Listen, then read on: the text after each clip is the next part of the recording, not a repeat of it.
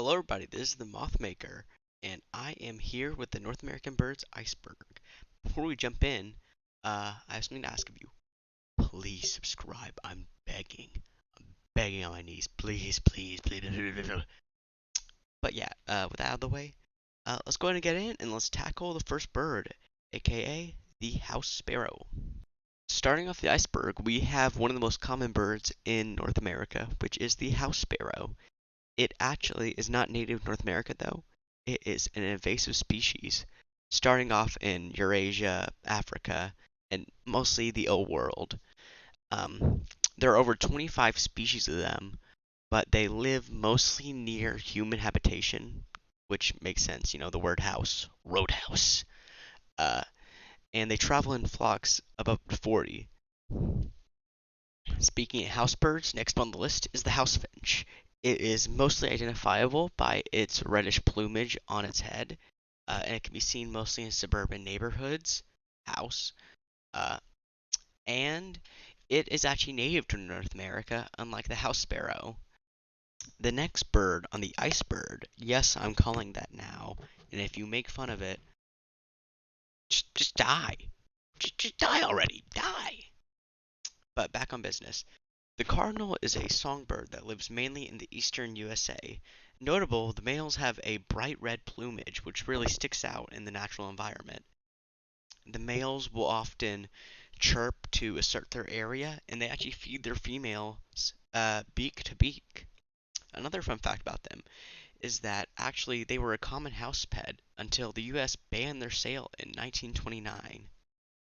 But one thing that I personally find funny about them is that since the males are so bright red, most people only see the males because the females are gray. So that leads to some funny scenarios where companies and the like, and especially it's funny whenever you see this on a homophobic person's house, because I live in the deep south, uh, and they have gay cardinal merch in their house, on their porch, anywhere. So it's always just fun to see the homophobes and otherwise homophobic companies will just have this up, and people will be none the wiser because most people don't really get that much into birding. The next bird on the iceberg is the North American robin, mainly identifiable by the orange feathers on its chest and the black feathers on its head. They are mostly active during the day, but they actually group up in large flocks during the night.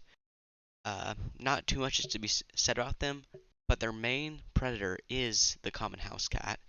So just keep an eye on your cat, especially if it's an outside cat, and make sure they don't catch the birds, because they are a big threat to bird.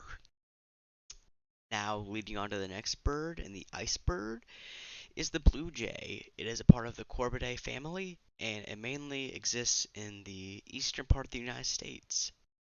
It is known for its bright blue feathers, uh, and something interesting about them is they will actually go on raids to other nests and attack other birds. And they've been shown decapitating other birds, which is just brutal to say the least. But it's always interesting just how nature can get sometimes. The next bird on the iceberg is the American crow, which is my personal favorite bird. I know, basic bitch, common bird, top of the iceberg, but I don't care. It's a really cool bird. And the reason it's really cool is just starting off, look at it. It's entirely black. I know, emo, fucking, yeah. It's entirely black, and a group of them is called a murder, which really doesn't help me on the emo factor, but it's just amazing. Also, though, they are one of the most intelligent animals. They have the intelligence up to a 7-year-old human child, and are actually capable of making human connections with people. They have memory of people. They hold grudges. They remember names. They use tools. They're very complex birds, and that's what I find so interesting about them. In fact, currently I have a project where I'm trying to tame the local crows in my area and make an army. And then I'll use that army at my advantage, and I'll start training them to take money. And then I'll have a constant income flow as long as I keep the feed coming. But as long as the plan works, the money will pay for the feed. It's like a pyramid scheme, pretty much. They're just investing in free feed because it's free for me and I get a little extra profit. But I'm rambling. Cool bird. And this concludes actually the top of the iceberg, and we're moving a little bit further down to some more obscure birds. Now, JDs and Littlemen and my bird brothers, we are on to the tip of the iceberg, moving off the sky. And I'm not going to waste your time. Let's break into some more obscure birds. Now, onto the tip of the iceberg, we are starting off with the mallard duck. It is mainly notifiable by its green head on the males, and is actually a very popular hunting bird here in North America. I've been told they taste very irony, are best in a stew or soup. And actually, going back to the last bird on our list, one of their natural predators is actually a crow, which is capable of killing ducklings and occasionally adults on occasion. The next bird on the iceberg is the Canada goose, which is very large and identifiable and is seen over most of America and Canada. It is your classic migratory bird, going south during the winter and up during the summer. Uh, it travels in a V formation, but there is a strange circumstance that happens more and more where non-migratory flocks are increasingly appearing, becoming more seen as a pest rather than just your natural outside bird. So that's why there have been increased hunting seasons on them and such more, but mainly specifically the non-migratory ones because they exhibit a natural behavior. The next bird on the iceberg is the rock pigeon, another one of the common birds you'll see throughout North America, mainly in the USA and Mexico. They prefer to live on cliff overhangs, which also can insert themselves into urban environments, such as on high-rise buildings. That's why, notably, are associated with New York and big cities. They actually are descendants of domesticated pigeons and have gone feral throughout the years. They look very different from their original counterparts because domesticated pigeons were originally red and all those colors, and now they're a grayish uh, with this type of plumage on the neck. But yeah, they're very interesting, and they typically travel in groups, flocks, and can be seen over most urban areas.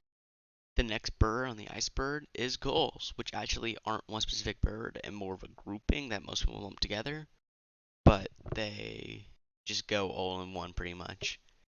They mainly are identifiable by their body shape more than color because they can have different colored heads and bodies and all that. But this body shape is what mainly makes them identifiable. They live off mostly a diet of fish and drink both salt water and fresh water, with glands inside of them that help take the salt and excrete it through their nostrils.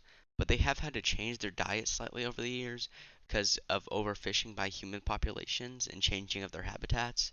So now they mainly exist off crustaceans and also human droppings of food and such in some areas. But an interesting thing about them is that they will actually pluck the eyeballs out of baby seals and then suck the milk directly from elephant seals' tits. So that's just interesting, I guess. They basically suck on seal titties for some reason because they want milk. Mommy want milky. Uh, but yeah, if you made it this far in the video, I'm gonna do this again. Please, please, I'm begging you, subscribe to my YouTube channel. It's so good, and you want to see more content from little old me. The next bird on the iceberg is the wild turkey, which is mainly identifiable by its large body and small head and large gizzard hanging it down. It has the second highest body weight of any bird on the continent, and it is a game bird, so it's typically hunted. It prefers large forests, typically thickly wooded, and an interesting thing about them is they actually are known to forage with squirrels and deers and play with them, having a symbiotic relationship with them, helping keep each other safe. They are the descendants of domesticated turkeys, which we now eat, and Another interesting thing about them is there is a common myth that Ben Franklin suggested them to be the national bird of the U.S. instead of the bald eagle, which is a myth because it's only really stated in one letter and he was never publicly out about it.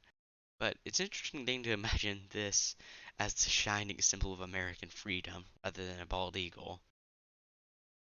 Hoorah, brothers! Next bird on the iceberg is the great patriotic bald eagle. It's a shining symbol of freedom and hope for the USA.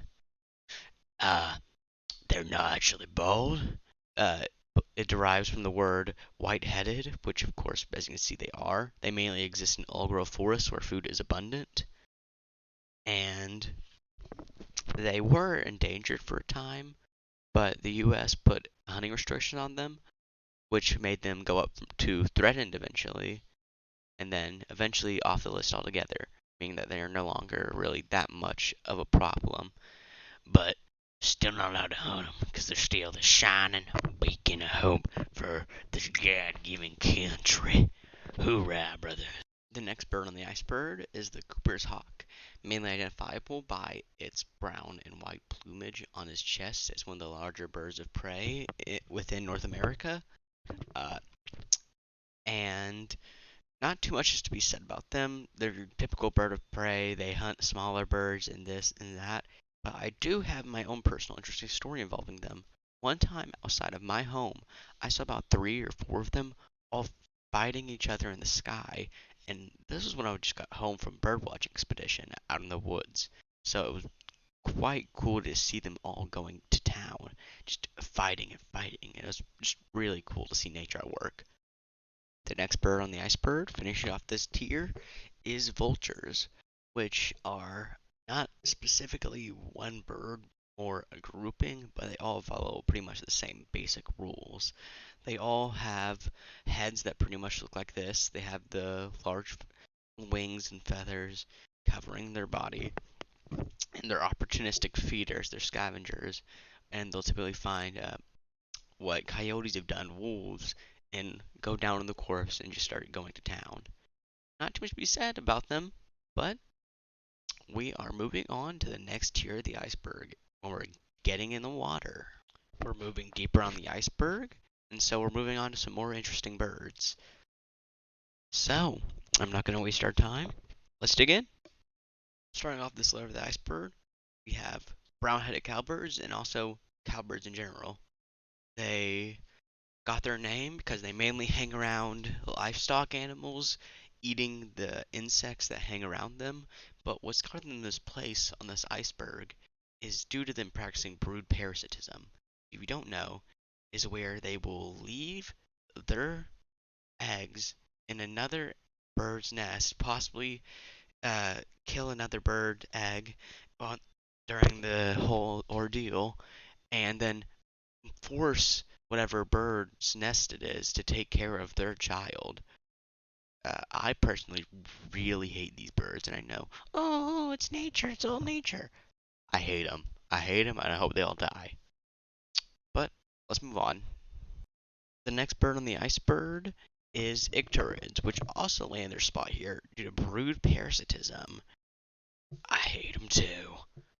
They are mainly identifiable by their orange and their black. They're really pretty birds. It's just a shame that they had to be dicks. Big fat bird dicks. That's what they are. The next bird on the iceberg is the European starling, which actually wasn't originally native to North America. It mainly started out in Eurasia, where it's considered a very beneficial bird to the natural environment, but ever since it's been introduced to North America, it's proved to be a very big problem. In fact, it's on the IUCN's list of 100 worst native species. It's led to declines in local agriculture and the native species in North America.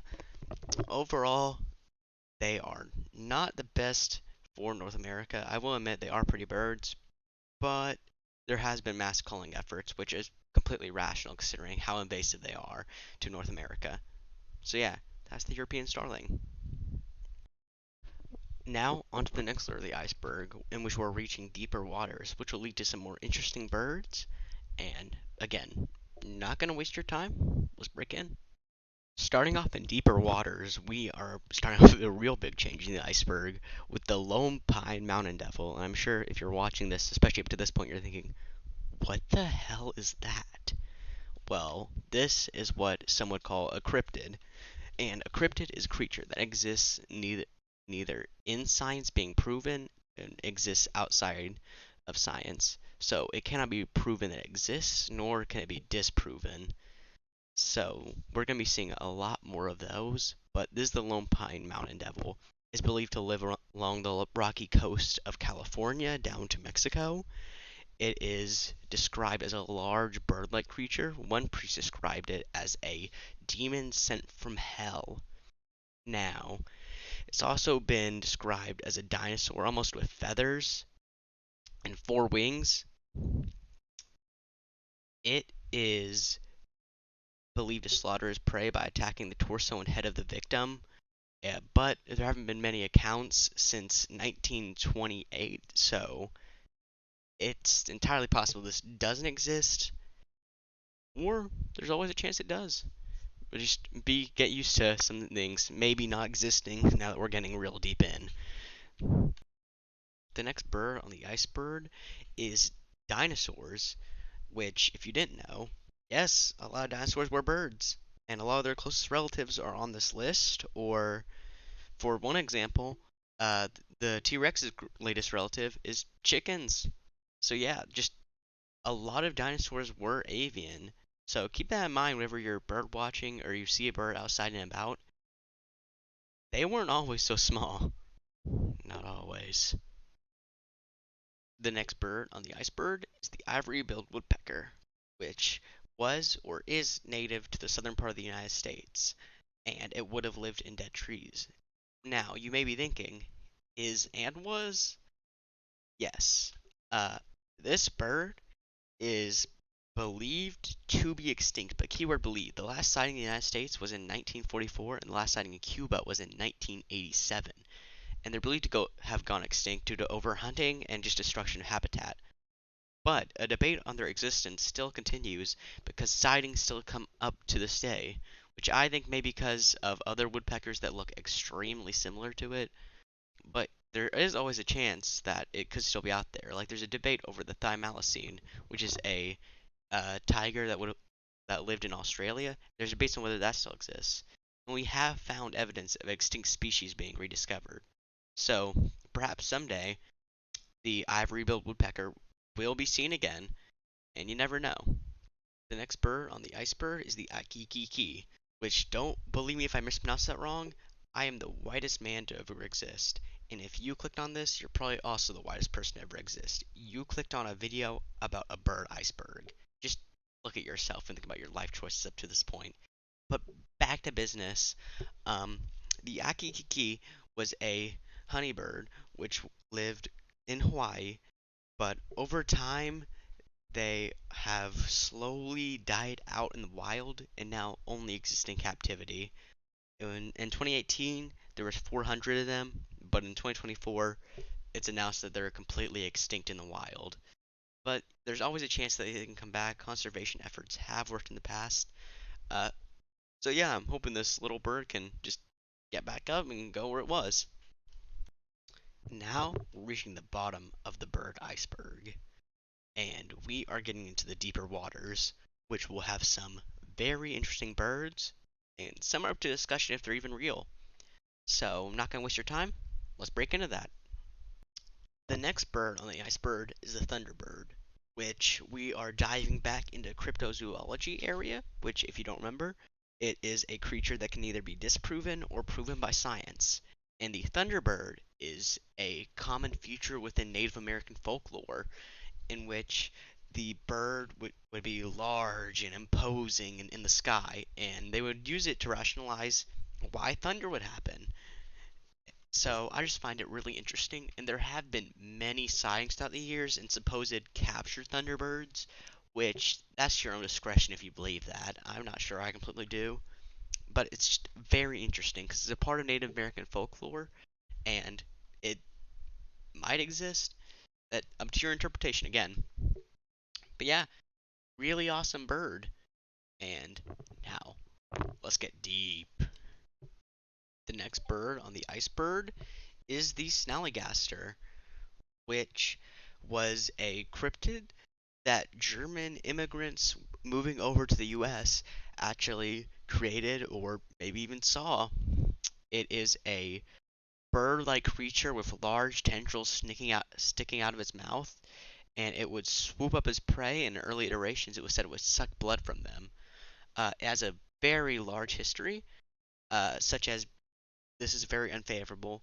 Using slave owners would use it to discourage slaves from ever escaping them, which is not good. But an interesting fact about it is that actually Theodore Roosevelt thought about postponing his African safari to hunt this, which is quite interesting considering it may not even exist. But just fun areas where history and maybe even the mystical overlap. So yeah, let's keep going. The next bird on the iceberg is the piazza, which I'm going to be honest with all of you, I could not find a lot of information about, but I did find out there are two monuments about with it above the Mississippi River, or at least there were. Eventually, this is a recreation of the original drawing. Eventually, it was quarried away by the limestone company in the 1870s, which sucks to say the least. But it's another feature of Native American folklore, and it's just very interesting to look at. Even if I don't know anything more about it, really, I'm sure you can probably find more. But I just find it interesting, and I hope you guys do too. Now, let's move on to the final bird of the iceberg. The next bird on the iceberg is the terror bird, which would have existed possibly during the late Pliocene period at the latest. And it was a large flightless bird that mainly existed in South America and the lower parts of North America, with the largest variations being in Texas and Florida. They are believed to have gone extinct before the arrival of humans, but some evidence from Uruguay may suggest, of course, they're definitely Pleistocene, which is when humans would have been well on to the continents of South and North America. And it's not entirely confirmed, but it's entirely possible. So I want you to imagine this.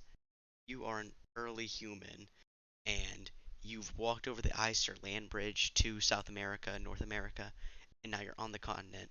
Everyday threat you have to deal with is a terror bird, one of these humongous, ginormous things tearing you limb from limb and eating you like their breakfast.